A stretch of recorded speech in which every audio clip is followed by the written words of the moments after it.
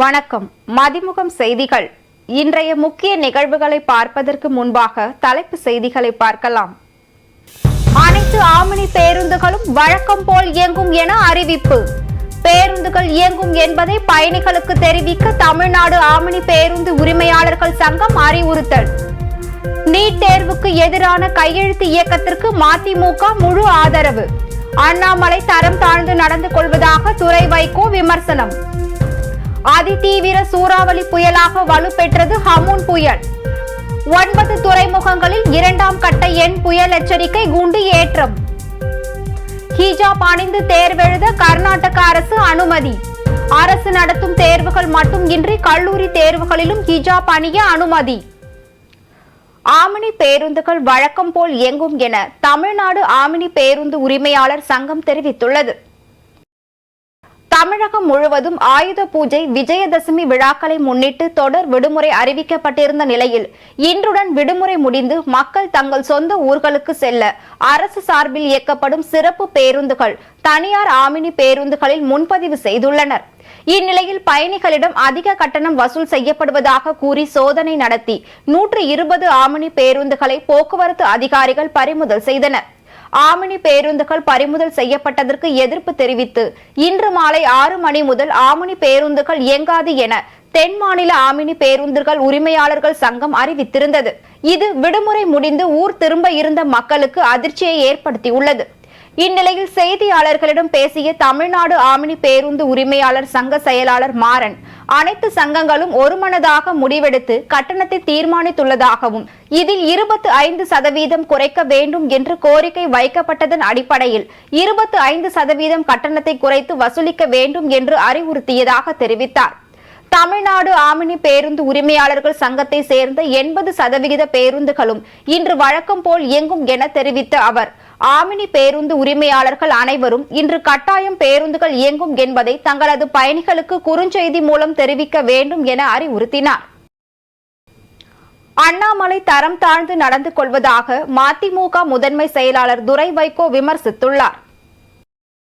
மதுரை விமான நிலையத்தில் செய்தியாளர்களை சந்தித்த துரை வைகோ, தமிழகத்தில் நீட் தேர்வுக்கு எதிராக தமிழக அரசு துவங்கியுள்ள கையெழுத்து இயக்கத்திற்கு மதிமுக முழு ஆதரவு தருவதாக தெரிவித்தார். சாதிவாரி கணக்கெடுப்பை திமுக, மதிமுக என அனைவரும் வலியுறுத்தியுள்ளதாக தெரிவித்த அவர், தேசிய ஜனத்தொகையுடன் ஜாதிவாரி கணக்கெடுப்பு சேர்ந்து எடுக்கும் போது பல நன்மைகள் உள்ளதாக கூறினார். அதாவது ஜாதிவாரி கணக்கெடுப்பு எடுக்கணுங்கிறது திமுக, மதிமுக எல்லா இயக்கங்களும் நாங்கள் வலியுறுத்திட்டு தான் இருக்கிறோம். நம்ம தமிழக முதலமைச்சர் சமீபத்தில் கூட உங்களுக்கு அவருடைய நாட்டினுடைய பிரதமர் நம்முடைய நரேந்திர மோடி அவர்களும் கடிதம் எழுதியிருக்கிறாங்க. நீங்கள் நாடு முழுவதும் ஜனத்தொகை அந்த கணக்கெடுப்பு எடுக்கும்போது நீங்கள் ஜாதிவாரி கணக்கெடுப்பு சேர்த்து எடுக்கணுங்கிற ஒரு கடிதத்தை எழுதியிருக்கிறாங்க. அதே நேரத்தில் சில இயக்கங்கள் நீங்கள் பீகார் மாதிரி சில மாநிலங்களில் அவங்களே அந்த மாநில அரசை எடுத்த மாதிரி ஏன் தமிழ்நாடு அரசு தன்னிச்சை எடுக்கலாமேங்கிற ஒரு கருத்தையும் சொல்லியிருக்கிறாங்க. நாங்கள் ஒன்றிய அரசுக்கு நாங்கள் ஒரு வேண்டுகோள் விடுத்திருக்கோம். நம்ம முதலமைச்சர் அண்ணன் தளபதி அவர்கள் வேண்டுகோள் விடுத்திருக்கிறாங்க. ஏன்னால சில காரணங்கள் சொல்லியிருக்கிறாங்க. அதாவது நீங்கள் ஒன்றிய அரசு நாடு தழுவிய அந்த கணக்கெடுப்பு எடுக்கும், சென்சஸ் எடுக்கும்போது நீங்கள் அந்த ஜாதிவாரி எடுக்கும்போது அதனால நிறைய நன்மைகள் இருக்கு. சேர்ந்து எடுக்கும்போது இனியும் கொஞ்சம் சுலபமாக எடுக்கலாம். அதனால அதே வேளையில ஒன்றிய அரசு இதை காலந்தாழ்த்தினால கண்டிப்பா தமிழக அரசு எப்படி பீகார்லயும் மற்ற மாநிலங்கள் எடுத்தாங்களோ அதே மாதிரி இங்கேயும் எடுப்பாங்க. தொடர்ந்து பேசிய துரை வைகோ, பாஜகவினர் கைது செய்யப்பட்டால் அதற்கு ஒரு மாதிரியும், மாற்று கட்சியினர் கைதுக்கு வேறு மாதிரியும் அண்ணாமலை அறிக்கை கொடுப்பதாக தெரிவித்தார். மேலும் அண்ணாமலை ஒரு சராசரி அரசியல்வாதி போல் செயல்படுவதாகவும் சில சமயங்களில் தரம் தாழ்ந்து நடந்து கொள்வதாகவும் துரை வைகோ விமர்சித்துள்ளார். சகோதரர் அண்ணாமலை பொறுத்தவரைக்கும் ஒரு சராசரி அரசியல்வாதி தான். ஏன்னா அவருக்கு அரசியலுக்கு வரதுக்கு முன்னாடி ஒரு நல்ல ஒரு IPS ஆஃபீஸர் இருந்தார். ஆனால் அரசியலுக்கு வந்ததுக்கு அப்புறம் அவரும் ஒரு சராசரி அரசியல்வாதியாக இருக்கிறாரு.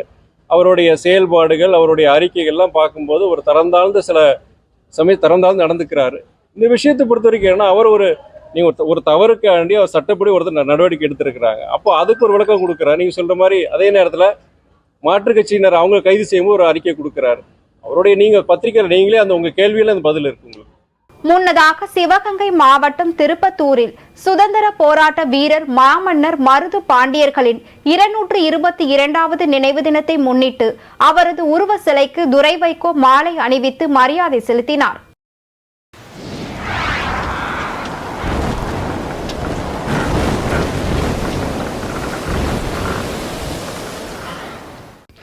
வங்கக்கடலில் உருவாகியுள்ள ஹமூன் புயல் அதிதீவிர சூறாவளி புயலாக வலுப்பெற்று உள்ளதாக இந்திய வானிலை ஆய்வு மையம் தெரிவித்துள்ளது. நேற்று முன்தினம் காலை மத்திய மேற்கு வங்கக்கடல் பகுதிகளில் நிலவிய காற்றழுத்த தாழ்வு மண்டலம் ஆழ்ந்த காற்றழுத்த தாழ்வு மண்டலமாக வலுப்பெற்று வடகிழக்கு திசையில் நகர்ந்து நேற்று காலை அதே இடத்தில் நிலவியது. இது வடகிழக்கு திசையில் திரும்பி வங்கதேசம் மற்றும் அதனை ஒட்டியுள்ள மேற்கு வங்க கடலோர பகுதிகளை நோக்கி அடுத்த 3 தினங்களில் நகரக்கூடும் என்று வானிலை ஆய்வு மையம் தெரிவித்திருந்தது. இந்நிலையில் வங்கக்கடலில் உருவாகியுள்ள ஹமூன் புயலானது தீவிர புயலாக வலுப்பெற்றுள்ளதாகவும் கடந்த 6 மணி நேரத்தில் மணிக்கு 18 கிலோமீட்டர் வேகத்தில் வடகிழக்கு திசையில் புயல் நகர்ந்து செல்வதாக இந்திய வானிலை ஆய்வு மையம் தெரிவித்துள்ளது. இந்நிலையில் தென் தமிழகத்தின் ஒரு சில பகுதிகள், வட தமிழகம், புதுச்சேரி மற்றும் காரைக்கால் ஆகிய இடங்களில் ஒரு சில பகுதிகளில் இன்று இடியுடன் கூடிய மிதமான மழையும் நாளை லேசான மழையும் பெய்ய வாய்ப்பு உள்ளதாக சென்னை வானிலை ஆய்வு மையம் அறிவித்துள்ளது. சென்னையை பொறுத்தவரை வானம் ஓரளவு மேகமூட்டத்துடன் காணப்படுவதோடு நகரின் ஒரு சில பகுதிகளில் இடி மின்னலுடன் கூடிய லேசானது முதல் மிதமான மழை பெய்யக்கூடும் எனவும் அறிவிக்கப்பட்டுள்ளது. காற்றின் வேகம் அதிகமாக உள்ளதால் தமிழகம் மற்றும் புதுச்சேரியில் உள்ள 9 துறைமுகங்களில் புயல் எச்சரிக்கை கூண்டு ஏற்றப்பட்டுள்ளது. அதன்படி சென்னை, கடலூர், தூத்துக்குடி, எண்ணூர், காட்டுப்பள்ளி, நாகை, புதுச்சேரி, காரைக்கால், பாம்பன் ஆகிய 9 துறைமுகங்களில் 2ஆம் எண் புயல் எச்சரிக்கை கூண்டு ஏற்றப்பட்டுள்ளது. அமைச்சர் உதயநிதி ஸ்டாலின் குறித்து அவதூறு கருத்துக்களை பதிவு செய்த ஆங்கில தொலைக்காட்சி ஆசிரியர் விசாரணைக்கு ஆஜராக சென்னை உயர்நீதிமன்றம் உத்தரவிட்டுள்ளது. சனாதன தர்மம் பற்றி அமைச்சர் உதயநிதி ஸ்டாலின் பேசியது குறித்து ஆங்கில தொலைக்காட்சியின் ஆலோசனை ஆசிரியர் அபிஜித் மஜூம்தார் கட்டுரை எழுதியிருந்தார். அதில் உதயநிதி ஸ்டாலின் குறித்து அவதூறு கருத்துக்களை பதிவு செய்ததாக சென்னை சைபர் கிரைம் காவல்துறை வழக்கு பதிவு செய்தனர். இந்த வழக்கை ரத்து செய்ய கோரி அபிஜித் மஜூம்தார் தாக்கல் செய்த மனுவை விசாரித்த சென்னை உயர்நீதிமன்றம் நவம்பர் 8ஆம் தேதி சென்னை சைபர் கிரைம் காவல்துறை முன்பு விசாரணைக்கு ஆஜராகும்படி அவருக்கு உத்தரவிட்டுள்ளது.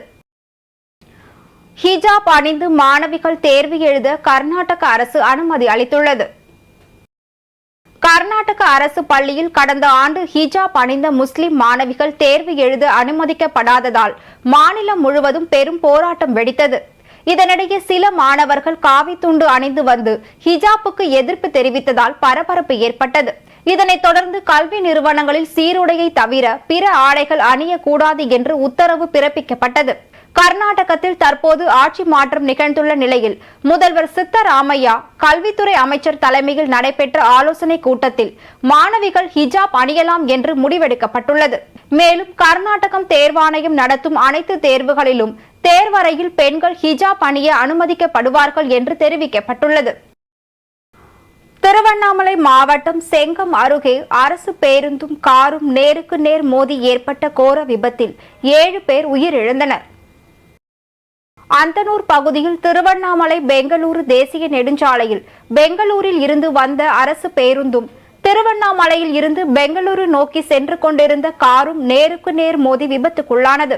இந்த விபத்தில் ஓசூரை சேர்ந்த காமராஜ், விசேஷ் முர்மு, ராஜா மற்றும் அசாம் மாநிலத்தை சேர்ந்த ஸ்டீபன் கோரோ, சமோன் ஆராஞ்சி, குன்சுராய் உள்ளிட்ட 7 பேர் உயிரிழந்தனர். மேலும் டோலா, விசாஸ், சுபா, கிஸ்டபா ஆகிய 4 பேர் ஆபத்தான நிலையில் மருத்துவமனையில் அனுமதிக்கப்பட்டுள்ளனர். விக்ரம் லேண்டருக்கும் பிரக்யான் ரோவருக்கும் பெரும் அச்சுறுத்தல் ஏற்பட்டுள்ளதாக ஆய்வாளர்கள் அச்சம் தெரிவித்துள்ளனர். நிலவின் வளிமண்டலம் இல்லாத நிலையில் அதன் மீது ஏராளமான விண்கற்களும் பாறைகளும் அன்றாடம் மோதுவது வழக்கமாக உள்ளது. அப்படி நிலவில் மோதும் பாறைகள் விக்ரம் லேண்டர் அல்லது பிரக்யான் ரோவர் மீது மோதக்கூடும் என்று ஆய்வாளர்கள் தெரிவித்துள்ளனர். அப்படி மோதினால் விக்ரம் லேண்டர் அல்லது பிரக்யான் ரோவர் வெடித்து சிதறவும் வாய்ப்பு இருப்பதாகவும் எச்சரிக்கை விடுத்துள்ளனர். கடந்த காலங்களில் அப்பல்லோ விண்கலம் அதே போன்று பாதிப்பை சந்தித்துள்ள நிலையில் தற்போது விக்ரம் லேண்டர் அல்லது பிரக்யான் ரோவருக்கும் இந்த நிலை ஏற்படலாம் என விடுக்கப்பட்டுள்ள எச்சரிக்கை அதிர்ச்சியை ஏற்படுத்தியுள்ளது. இது குறித்து பேசிய மணிப்பால் இயற்கை அறிவியல் மையத்தின் பேராசிரியரும் இயக்குநருமான டாக்டர் பி. ஸ்ரீகுமார், விண்கலம் பாதிக்கப்படும் அபாயம் இல்லை என தெரிவித்துள்ளார். நிலவில் வளிமண்டலமோ அல்லது ஆக்சிஜனோ இல்லை என்பதே இதற்கு காரணம் என்றும், இருப்பினும் இரவில் கடுமையான குளிரால் அதன் மீது ஏராளமான விண்கற்களும் பாறைகளும் மோதக்கூடிய வாய்ப்பு இருப்பதால் விண்கலத்திற்கு கூடுதல் தீங்கு விளைவிக்குமா என்பது இன்னும் தெரியவில்லை என தெரிவித்துள்ளார். கர்நாடக அணைகளில் இருந்து காவிரி ஆற்றில் உபரி நீர் திறப்பு 1708 கன அடியாக குறைக்கப்பட்டுள்ளது. KRS அணையில் இருந்து காவிரி ஆற்றில் திறக்கப்படும் உபரி நீரின் அளவு 1408 கன அடியாக உள்ளது. கபினி அணையில் இருந்து காவிரி ஆற்றில் உபரி நீர் வெளியேற்றம் 300 கன அடி என உபரி நீர் திறப்பு 1708 கன அடியாக குறைக்கப்பட்டுள்ளது. இதற்கிடையே தமிழக நீர்பிடிப்பு பகுதிகளில் கடந்த 2 வாரமாக பெய்த மழையின் காரணமாக மேட்டூர் அணைக்கு நீர்வரத்து அதிகரித்து காணப்படுகிறது. கடந்த 10ஆம் தேதி அணையின் நீர்மட்டம் 30 அடியாக இருந்த நிலையில் நீர்வரத்தின் காரணமாக இன்று காலை 48.86 அடியாக அணையின் நீர்மட்டம் உயர்ந்துள்ளது. திருப்பதி ஏழுமலையான் கோவிலில் 2 பிரம்ம உற்சவ விழாக்களில் 47.56 கோடி உண்டியல் வசூலாகி உள்ளதாக திருப்பதி தேவஸ்தானம் தெரிவித்துள்ளது. திருப்பதி ஏழுமலையான் கோவிலில் இந்த ஆண்டு கடந்த செப்டம்பர் மாதம் 18ஆம் தேதி முதல் 26ஆம் தேதி வரை முதல் வருடாந்திர பிரம்ம உற்சவ விழா நடைபெற்றது. நவராத்திரி பிரம்ம உற்சவம் கடந்த 15ஆம் தேதி கொடியேற்றத்துடன் தொடங்கி நேற்று சக்கர தாழ்வார் தீர்த்த வாரியுடன் நிறைவு பெற்றது. இந்த ஆண்டு நடைபெற்ற 2 பிரம்ம உற்சவ விழாக்களில் மொத்தம் 11 லட்சம் பக்தர்கள் மூலவரை தரிசனம் செய்துள்ளதாகவும் 57.64 லட்சம் லட்டுகள் விற்பனை செய்யப்பட்டு உள்ளதாகவும் திருப்பதி தேவஸ்தானம் தெரிவித்துள்ளது. மேலும் 47.56 கோடி உண்டியல் காணிக்கை வசூலாகி உள்ளதாகவும் தெரிவித்துள்ளது. ஆனைமலை புலிகள் காப்பகத்தில் அமராவதி வனசரகத்தில் ஆண் புலி ஒன்று மர்மமான முறையில் உயிரிழந்துள்ளது குறித்து வனத்துறையினர் விசாரணை நடத்தி வருகின்றனர். திருப்பூர் மாவட்டம் உடுமலை அருகே ஆனைமலை புலிகள் காப்பகத்திற்கு உட்பட்ட அமராவதி வனசரகம் கழுதக்கட்டி ஓடை பகுதியில் ஆண் புலி ஒன்று இறந்து கிடந்துள்ளது.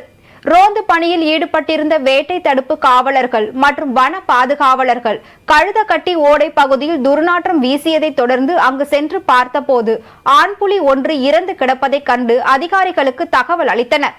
வயது மூப்பின் காரணமாக புலி இறந்துள்ளதாக முதற்கட்ட தகவலை தெரிவித்துள்ள வனத்துறையினர் தேசிய புலிகள் ஆணைய வழிகாட்டுதல் படி புலியின் உடலை பிரேத பரிசோதனை செய்திட மருத்துவ குழு ஏற்பாடு செய்யப்பட்டுள்ளதாக தெரிவித்தனர்.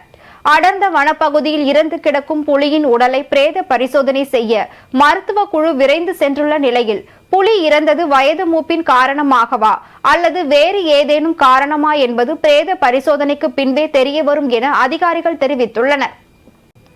வேலூரில் விஜயதசமியை முன்னிட்டு கல்வி ஆரம்ப நாளான இன்று மாணவர்களை ஆர்வமுடன் பள்ளியில் சேர்த்தனர். வேலூர் மாவட்டம் தோட்டப்பாளையத்தில் உள்ள சன் மழலையர் பள்ளியில் விஜயதசமியை முன்னிட்டு வித்யாரம்பம் நிகழ்ச்சி நடைபெற்றது. கல்விக்கு உகந்த நாளான இன்று கல்வியை துவங்கினால் வெற்றியை துவங்குவார்கள் என்பதால் இன்று பெற்றோர்கள் பள்ளியில் ஆர்வமுடன் குழந்தைகளை கொண்டு வந்து பள்ளியில் சேர்த்தனர். அப்போது பள்ளிகளில் சேர வரும் மாணவர்கள் நெல் மணிகளில் தமிழ் எழுத்தை எழுதி கல்வியை துவங்கினார்கள். இதேபோல் மாவட்டத்தில் பல பள்ளிகளில் மாணவர் சேர்க்கை ஆர்வமுடன் நடைபெற்று வருகிறது. மன்னார்குடியில் சொகுசு காரில் வந்து ஆடு திருடிய 3வரை காவல்துறையினர் கைது செய்தனர். சிவகங்கை மாவட்டம் காரைக்குடி அராபத், ஆறுமுகம், செல்வராஜ் ஆகிய 3வரும் சொகுசு காரில் திருவாரூர் மாவட்டம் மன்னார்குடி கீழப்பாலம் பகுதியில் 2 ஆடுகளும், முத்துப்பேட்டை சாலையில் 2 ஆடுகள் என மொத்தம் 4 ஆடுகளையும் திருடி சென்றனர். இதனைத் தொடர்ந்து அன்னவாசல் சேனிய தெருவில் ஆடுகள் இருப்பதைக் கண்டு அங்கு திருட முயன்ற போது சந்தேகமடைந்த அப்பகுதி மக்கள் வாகனத்தை சோதனையிட்ட போது சொகுசு வாகனத்தில் ஆடுகள் திருடப்பட்டிருப்பது தெரிய வந்துள்ளது. உடனடியாக காவல்துறையினருக்கு அளித்த தகவலின் பேரில் சம்பவ இடத்திற்கு விரைந்து வந்த காவல்துறையினர் 3 பேரையும் பிடித்து விசாரணை நடத்தியதில் ஆடுகள் திருடியதை ஒப்புக்கொண்டனர். மேலும் 3வரின் பெயரிலும் 20க்கும் மேற்பட்ட வழக்குகள் உள்ளதும் தெரிய வந்தது. இதனை அடுத்து காவல்துறையினர் சொகுசு கார் மற்றும் 4 ஆடுகளையும் பறிமுதல் செய்து 3வரையும் கைது செய்து சிறையில் அடைத்தனர். ராணிப்பேட்டை மாவட்டம் சோளிங்கர் கங்காபுரம் நடுநிலை பள்ளியில் முன்னாள் மாணவர்கள் சந்திப்பு நிகழ்ச்சி நடைபெற்றது. ராணிப்பேட்டை மாவட்டம் சோளிங்கர் அடுத்த வெங்குப்பட்டு ஊராட்சி கங்காபுரம் நடுநிலை பள்ளியில் 2003-2004 கல்வியாண்டில் 8ஆம் வகுப்பு படித்த மாணவர்கள் சந்திப்பு நிகழ்ச்சி நடைபெற்றது.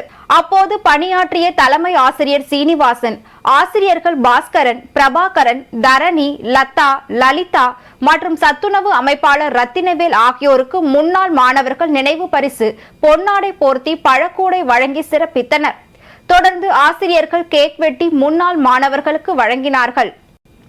முன்னாள் மாநில தலைவர் ஏவி சுப்பிரமணியன் பிறந்த நாளை ஒட்டி காரைக்காலில் காங்கிரஸ் மீனவர் அணி சார்பில் நலத்திட்ட உதவிகள் வழங்கப்பட்டது.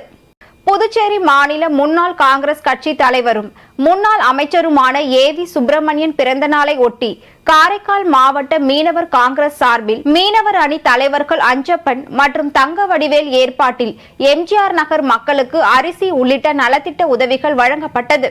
இந்நிகழ்ச்சியில் புதுச்சேரி முன்னாள் மாநில தலைவர் ஏவி சுப்பிரமணியன், சட்டமன்ற உறுப்பினர் வைத்தியநாதன், மாவட்ட தலைவர் RP சந்திரமோகன் உள்ளிட்ட ஏராளமான காங்கிரஸ் கட்சியினர் கலந்து கொண்டு ஏழைகளின் மக்களுக்கு நலத்திட்ட உதவிகளை வழங்கினார்கள். திருப்பத்தூர் மாவட்டத்தில் கடந்த 3 மாத காலமாக குடிநீர் விநியோகம் வழங்காததை கண்டித்து அப்பகுதி மக்கள் சாலை மறியலில் ஈடுபட்டனர். திருப்பத்தூர் வெங்கலாபுரம் அடுத்த திருமால் நகர் பகுதியில் கடந்த 3 மாதங்களாக ஊராட்சி நிர்வாகம் சார்பில் குடிநீர் சரிவர விநியோகம் செய்யப்படவில்லை. இதன் காரணமாக ஊராட்சி மன்ற தலைவரிடம் பலமுறை புகார் அளித்தும் எந்த ஒரு நடவடிக்கையும் எடுக்கப்படவில்லை என கூறி ஊர் பொதுமக்கள் சுமார் 50க்கும் மேற்பட்டு காலி குடங்களுடன் சாலையில் அரசு பேருந்தை சிறைப்பிடித்து மறியலில் ஈடுபட்டனர்.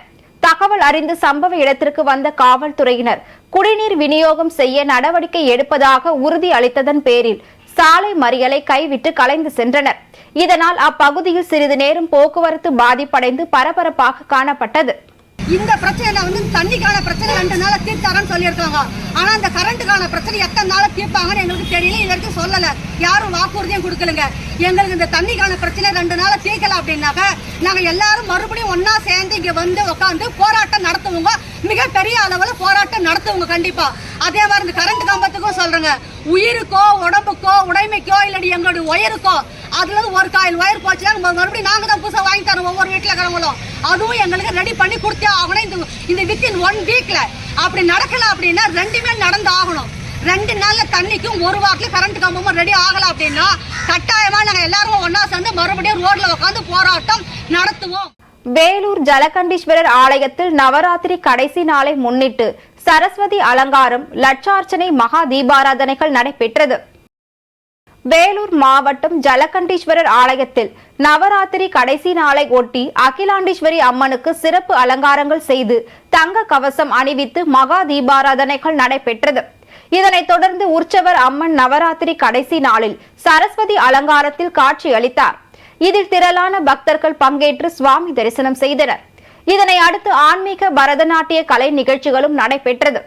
இதேபோன்று ரெட்டியூரில் உள்ள சர்வமத ஷீரடி சாய்பாபா ஆலயத்தில் நவராத்திரியை முன்னிட்டு சாய்பாபாவுக்கு சிறப்பு அலங்காரங்களை செய்து நவராத்திரி கொலுவுக்கு தீபாராதனைகளும் நடைபெற்றது. இதில் திரளான பக்தர்கள் பங்கேற்று சுவாமி தரிசனம் செய்தனர். அதேபோல் காரைக்காலை அடுத்துள்ள உலக புகழ்பெற்ற திருநள்ளாறு ஸ்ரீ சனி பகவான் ஆலயத்தில் நவராத்திரி 9ஆம் நாள் அம்பாள் ஸ்ரீ பிரணாம்பிகை தாயாருக்கு ஸ்ரீ மகிஷாசுர மர்தினி அலங்காரத்தில் காட்சியளித்து பக்தர்களுக்கு அருள் பாலித்தார். இதில் தர்மபுர ஆதீன கட்டளை விசாரணை ஸ்ரீல ஸ்ரீ கந்தசாமி தம்பிரான் சுவாமிகள் உள்ளிட்ட ஏராளமான பக்தர்கள் கலந்து கொண்டு சுவாமி தரிசனம் செய்து வழிபட்டனர். தஞ்சை பெரிய கோவிலில் மாமன்னர் ராஜராஜ சோழனின் 1038வது சதய விழா கோலாகலமாக தொடங்கியது. உலக பாரம்பரிய சின்னமாக விளங்கும் தஞ்சை பெரிய கோவிலை கட்டி உலகம் முழுவதும் தமிழர்களின் பெருமையை பறைசாற்றிய மாமன்னன் ராஜராஜ சோழன் ஐப்பசி மாதம் சதய நட்சத்திரத்தில் பிறந்தார். அதேபோல் ஐப்பசி மாதம் சதய நட்சத்திரத்தில் 985ஆம் ஆண்டு மன்னராக முடிசூடினார். பிறந்த நாளையும் முடிசூடி நாளையும் சதய விழாவாக ஆண்டுதோறும் கொண்டாடப்பட்டு வருகிறது. இந்நிலையில் தஞ்சை பெரிய கோவிலில் மங்கள இசை, தமிழ் முறைப்படி திருமறை அரங்கத்துடன் சதய விழா தொடங்கியது. மேலும் சதய விழா அரசு விழாவாக கொண்டாடப்படும் என தமிழக அரசு அறிவித்ததை தொடர்ந்து இந்த ஆண்டு முதல் சதய விழா தமிழக அரசு சார்பில் கொண்டாடப்படுகிறது. தொடர்ந்து அப்பர் பேரவை சார்பில் ராஜராஜ சோழனின் புகழை போற்றும் வகையில் பட்டிமன்றம், கருத்தரங்கம் உள்ளிட்டவை நடைபெறுகின்றன. மேலும் சதய விழாவை முன்னிட்டு நாளை தஞ்சாவூர் மாவட்டத்திற்கு உள்ளூர் விடுமுறை அறிவிக்கப்பட்டுள்ளது. இன்றைய தங்கம் வெள்ளி விலை வழங்குவோர் அட்டிகா கோல்ட் கம்பெனி. சென்னையில் 22 கேரட் ஆபரண தங்கத்தின் விலை சவரனுக்கு 120 ரூபாய் உயர்ந்து 45,400 ரூபாய்க்கு விற்பனை செய்யப்படுகிறது. மேலும் கிராமிற்கு 15 ரூபாய் உயர்ந்து 5,675 ரூபாய்க்கு விற்பனை செய்யப்படுகிறது. அதேபோல் வெள்ளியின் விலையும் கிராமிற்கு 50 காசுகள் குறைந்து 1 கிராம் வெள்ளியின் விலை 78 ரூபாய்க்கும் 1 கிலோ வெள்ளியின் விலை 78,000 ரூபாய்க்கும் விற்பனை செய்யப்படுகிறது. அமெரிக்காவின் லூசியானாவில் கடும் பனிப்பொழிவு காரணமாக 150 வாகனங்கள் ஒன்றுடன் ஒன்று மோதிய விபத்தில் 7 பேர் சம்பவ இடத்திலேயே உயிரிழந்துள்ளனர். அமெரிக்காவின் லூசியானாவின் நியூ ஆர்லியன்ஸ் அருகே கடுமையான மூடுபனி காரணமாக லூசியானா பனி குவியலாக மாறியது. இதனால் லூசியானாவில் பல பகுதிகளில் விபத்து ஏற்பட்டது. 25க்கும் மேற்பட்ட வாகனங்கள் விபத்துகளில் சிக்கியுள்ளன. இதன் விளைவாக 7 பேர் இறந்துள்ளனர் மற்றும் 30 பேர் படுகாயமடைந்தனர். 25க்கும் மேற்பட்டவர்கள் வாகன இடுக்கில் சிக்கி உள்ளதால் உயிரிழப்புகள் அதிகரிக்கலாம் என அதிகாரிகள் அச்சம் தெரிவித்துள்ளனர். தொடர்ந்து ஒன்றுடன் ஒன்று சேர்ந்துள்ள கார்களில் மீட்பு பணியாளர்கள் தீவிர மீட்பு பணியில் ஈடுபட்டு காயமடைந்தவர்களை மீட்டு மருத்துவமனைக்கு அனுப்பி வைத்து வருகின்றனர். மீண்டும் தலைப்பு செய்திகள். அனைத்து ஆம்னி பேருந்துகளும் வழக்கம் போல் இயங்கும் என அறிவிப்பு. பேருந்துகள் இயங்கும் என்பதை பயணிகளுக்கு தெரிவிக்க தமிழ்நாடு ஆம்னி பேருந்து உரிமையாளர்கள் சங்கம் அறிவுறுத்தல். நீட் தேர்வுக்கு எதிரான கையெழுத்து இயக்கத்திற்கு மதிமுக முழு ஆதரவு. அண்ணாமலை தரம் தாழ்ந்து நடந்து கொள்வதாக துரை வைகோ விமர்சனம். அதிதீவிர சூறாவளி புயலாக வலுப்பெற்றது ஹமூன் புயல். 9 துறைமுகங்களில் 2ஆம் கட்ட எண் புயல் எச்சரிக்கை குண்டு ஏற்றம். ஹிஜாப் அணிந்து தேர்வெழுத கர்நாடக அரசு அனுமதி. அரசு நடத்தும் தேர்வுகள் மட்டும் இன்றி கல்லூரி தேர்வுகளிலும் ஹிஜாப் அணிய அனுமதி. இத்துடன் செய்திகள் நிறைவடைந்தன. மீண்டும் செய்திகள் இரவு 8 மணிக்கு.